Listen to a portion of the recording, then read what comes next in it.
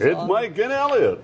That's how we're starting the show. Good morning, Fort McMurray, Wood Buffalo, and the rest of the world. You've tuned in to the Mac City Morning Show. I'm your host, Elliot Pierre, and we're going to start today's episode off the same way we start every episode off, with a moment of gratitude. I know you could be doing a million other things with your time, and the fact that you're spending with us truly does mean the world to me, so thank you. On that note, Tanner, hit it.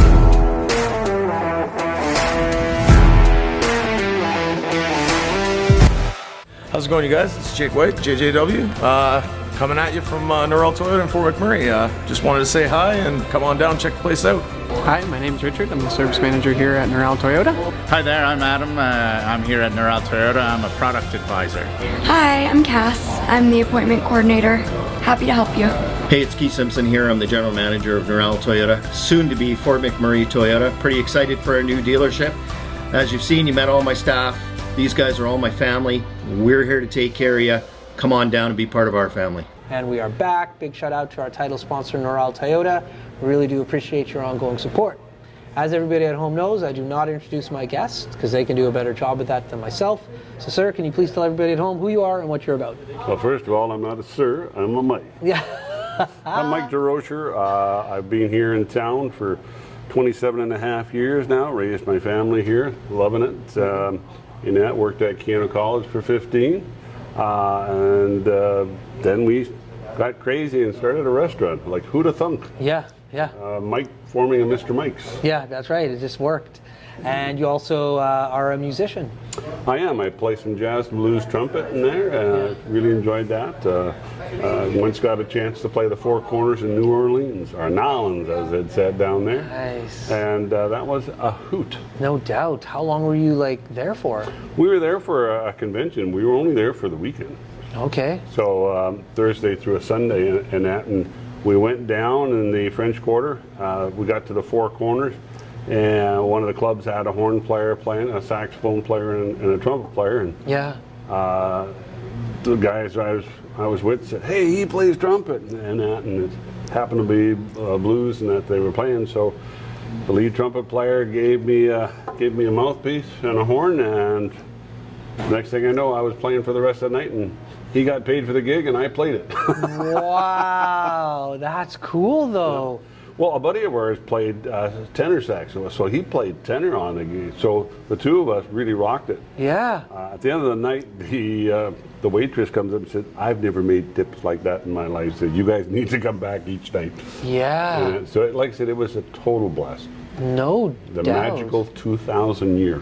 Yeah, that's when it happened. That's when it happened. Holy, what a great experience for people go to New Orleans to be around and see the scene.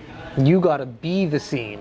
Yeah, it was a unique perspective, Yeah. To be able to be there and be part of it like that. That was awesome to see the people cheering in that. And I mean, the nightclub was full, and then they have the windows open. Right. And the military couldn't come in, so they'd stand at the window, and the servers would serve them at the windows because they couldn't come in uniform. Oh, why is that?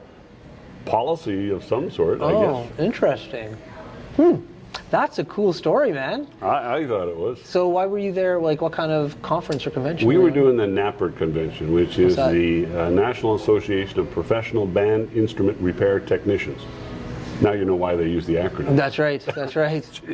So It's a long one. When it comes to instrument repair, obviously you used to have a course at Keano.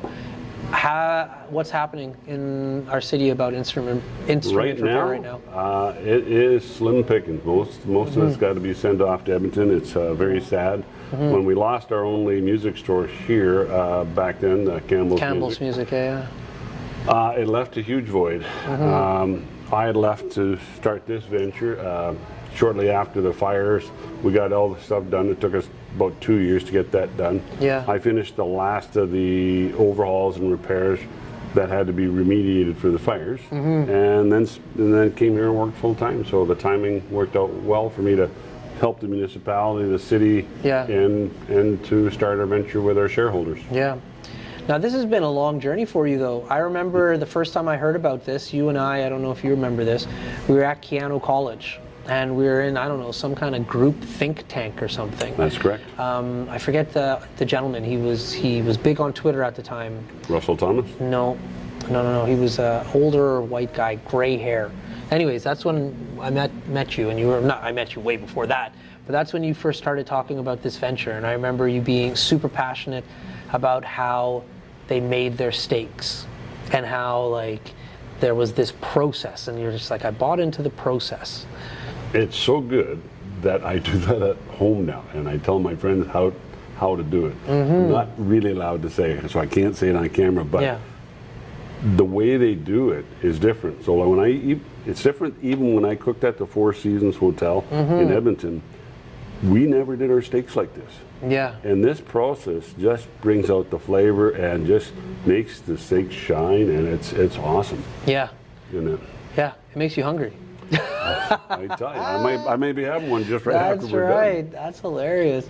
So what else is, because you're a busy dude in Fort McMurray, so what else, other from Mr. Mike's where we are right now, what else are you up to? Well, obviously, I'm keeping an eye on politics. I always do. How about that council? You want to talk about it?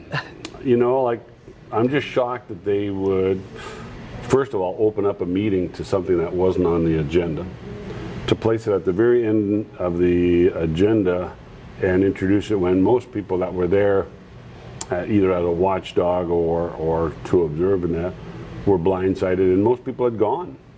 And so, what ensued after that, and the you know, the lack of decorum that they showed and how they went forward was shocking. I never expected that from this council.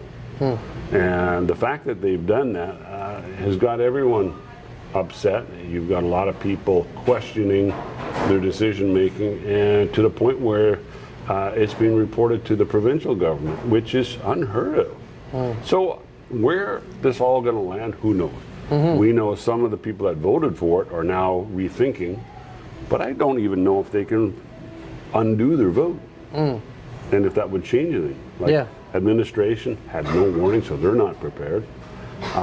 There's nothing dealing with wages. There's nothing dealing with compensation as far as, you know, do they get a better package of benefits? Like, what do they get? Like, nobody knows. And Yeah. so now, I mean, it's unheard of for a sitting council to do that for themselves. There's been the odd pay raise that's being voted in, but it's usually being discussed in advance. Yeah. But typically a council would make these decisions and push it towards the next group coming in, giving administration time to finalize all the requirements and stuff. Right. Obviously, full time, you're going to need offices, you're going to need support staff, you're going to have to meet council every day. Yeah. You know, you can't have a second full-time job. So even some of these councillors who voted for it, you know, are they now going to either step down, or are they going to quit their other jobs? Where's this going? Yeah. Politics is fickle. It's very interesting. With an election coming up next year, Yeah. hang on to your hats. Yeah. I obviously pay attention, so I see what's happening, but it's one of those things where I don't really know the integral process of how things work. So, yeah, it's obviously people are talking about it in Fort McMurray, you have no choice but to. So it's really interesting. Yeah, I mean, that's the main thing Yeah. happening in town right now is that. That's what That's everyone's right. talking about. And my whole thought process, like, outside of that is, like, I've always thought that, like, and people tell me, hey man, why don't you run? You could win. And I'm not running for politics anytime soon. Catholic school board, yes, but not for, like, council. But my whole thing is, and a big component, I have a bunch of different reasons, but one is wage. So I've always been like, even with like the prime minister or president, you look at what they get paid, there's not a lot of money there, you know what I mean? So, but... It's not the same as... but full-time wage, like, it's a completely different thing. So You know what are what you I going to mean? pay somebody full-time here? I don't know, that's why I keep asking people, like, If what's you that wage compare it gonna around be? to other councils, it's only like 65, 70,000. Yeah. This is mine, and yeah. They're making almost 55,000 right now. So, you know, is it double what they're making? Is it like 100, 110,000, Yeah. or is it like 75,000, which Yeah. is the mean wage of councils around?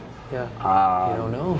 You know, Yeah, I know. and that's the problem with voting something in, and especially making it effective immediate. Yeah, it's the right? unknown. And that's unknown. I mean, Yeah. you know, I understand I don't see the counselors there every day now. So Yeah.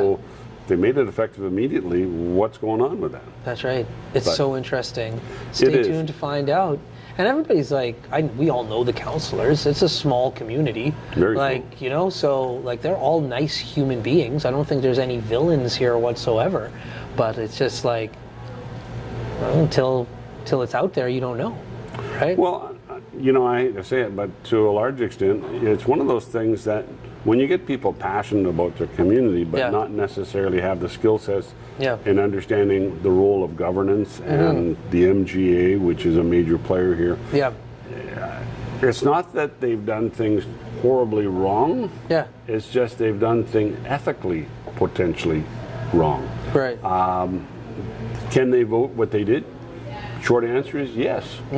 Should they, or without, you know, finding out? Yeah. That's another matter. Yeah. We've been So talking for interesting. probably the last 15 years whether or not for our council to go to full-time. And the balance has always been, you know, I don't know. Yeah. Back when we had $1 billion budget a year, it was probably more warranted then than it is now when our budget is closer to 600,000. Yeah. Right? And with falling revenues, it may require a little bit more of that now. So the full time's not the question. It's Yeah. all the other stuff. Yeah, yeah. It's so interesting. My big thing about it though, like good or bad, is I love to see the passion of the community. Like it didn't like people obviously care. Like, you know what I mean? It's been really interesting to see like the community be involved in politics and have that discussion, and like that is a big component of like the Fort Mac pride is like, because how many other communities do you think are like getting into their local politics on a regular basis, you know? Well, very few, and I mean, like I think it's amazing. this has sort of taken a whole new step because it's now taken people who never talk politics, Yeah. never talk about municipal government, are now talking about it. Yeah, So in some ways it's good, yeah, but how is that good? It's kind of like the old adage, you know, all press is good, even negative yeah, press. yeah, And maybe it's this negative press. yeah. I think they're going to have a hard time getting reelected. We'll see. You know, politics is a fickle thing. It depends where the memories are a year from now. Yeah, and you're very into it, obviously. So what are your thoughts? I think regardless how it turns out, I think we're going to lose some councillors going into the next election. It's up to the public. I mean, Yeah. you know, they make that decision. Yeah, that's right. And, you know, they have to look at the record, but they have to look at what they're voting in. Like, That's who right. are the people they're voting in, why? And, well, what happens then? If they go full-time, are we going to go from 11 down to 6? Yeah, So that's the question now. So if we go with 6 and we go with a ward system, it totally changes the representation. Let's be honest. If the councillors are going to be full time, right Yeah. now they're working 1 day a week. That's all that's required yeah, as part time. But now, if you go full time, do you really need that many councillors? yeah, Because now they have the time to go out and represent that whole area that they're being held responsible for, and that because now they have 7 days a week. yeah, Remember, this is council, so it's not a 5-day 9 to 5 job. This is 24/7. Something happens, you need to be out there, right? You need to be responsible to your Yeah. constituents. yeah. I think it's so interesting. It's so, the ripple, like, it's so interesting. That's all I got to say. Politics to You're me in the especially. same boat a lot of us are at. You Yeah. want to say a lot more, Yeah. but you can't. No, because it's like my whole thing is, and my mom, like back in the day, like I'm a big voter and I pay attention. And she said, if you don't vote, you don't get to say a word. You got to keep your mouth shut. You know what I mean? Fermez la bouche. And so my thought process is like, I've always voted, so I get to talk. That Gives you the right. That gives me the right. That being said, the people that have been voted in, regardless if I voted them in or not, they're in. And so now, like, as a collective, like, okay, like, let's listen, and I give everybody the fair shake, you know? So they've made a decision where I haven't, like, none of us are aware of why and how it transpired. Over the next week or so, I think a little bit more will be shown, and then I'll be able to look at it objectively and then say like, oh, okay, this is, because right now, like you said, we don't know the long-term ripple effect of this, and I have to assume there's conversations with people who are much higher on the totem pole than you and I that to figure this out. But I'm excited to see what happens next. Yeah, it's going to be interesting no matter what. Yeah, that's exactly it. That's going to be fun. So, Yeah. We missed getting this out to the public, but the city bands, they have a concert band and a jazz band that perform. They practice all year round. Yeah. They do a winter concert and they do a spring concert. They just had their spring concert. Okay. And it's a hidden gem that a lot of people don't take advantage of. What's this?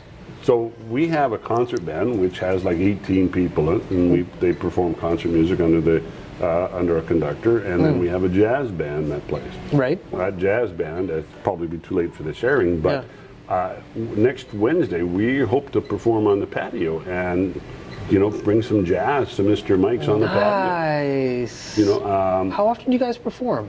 Well, like I said, we only perform twice a year. So sometimes we'll do an extra concert at Christmas time, and we'll go to the airport or the old folks' homes we played. And they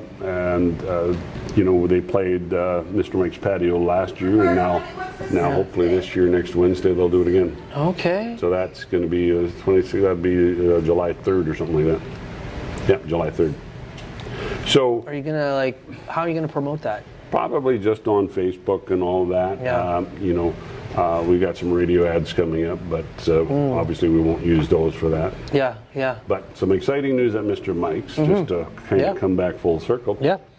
Starting Monday, we have a new general manager starting with us, VJ.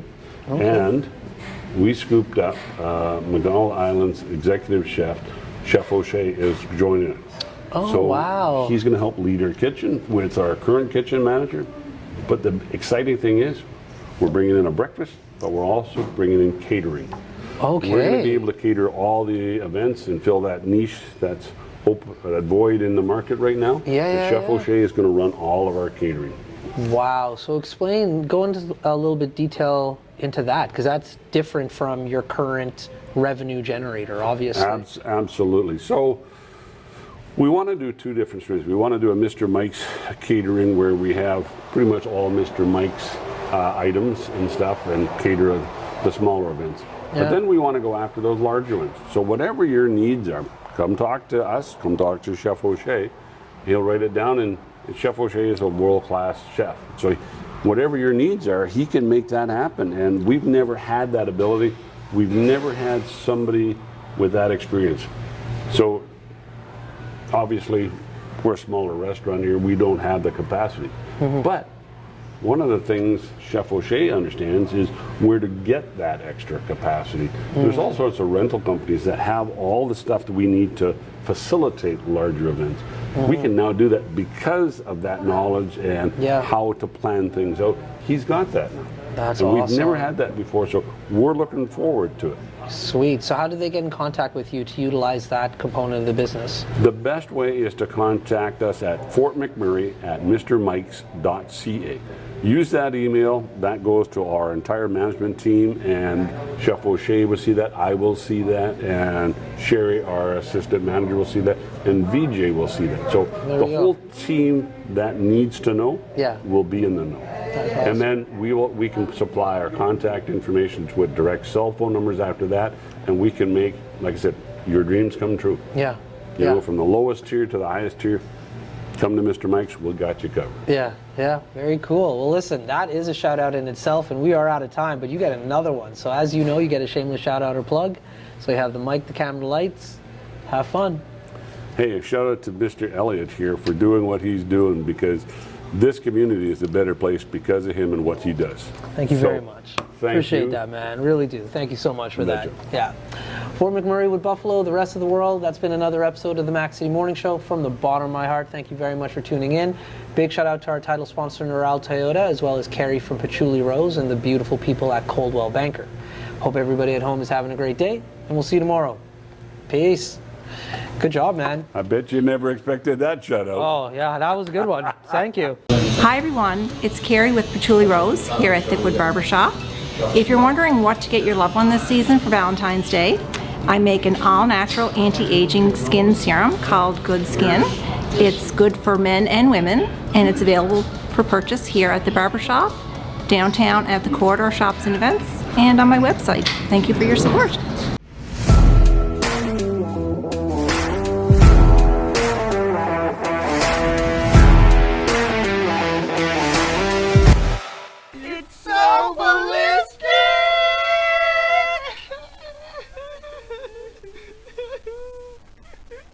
Talk about quenching your ugly thirst.